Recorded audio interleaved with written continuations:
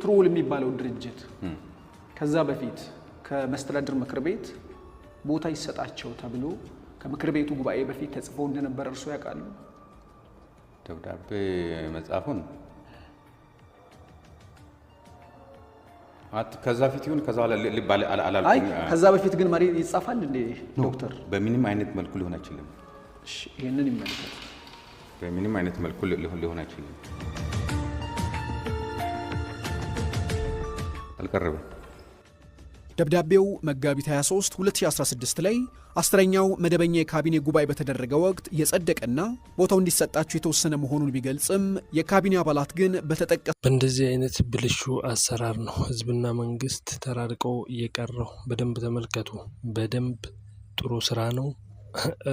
ጋዜጠኛው በርታ ለማለት ነው። እኔ 6 ዓመቴ ነው በዚህ ጉዳይ ላይ እንዳንተ እንደዚህ ፊት ለፊት ባላመጣቸውም ለመንግስት እያደረስኩ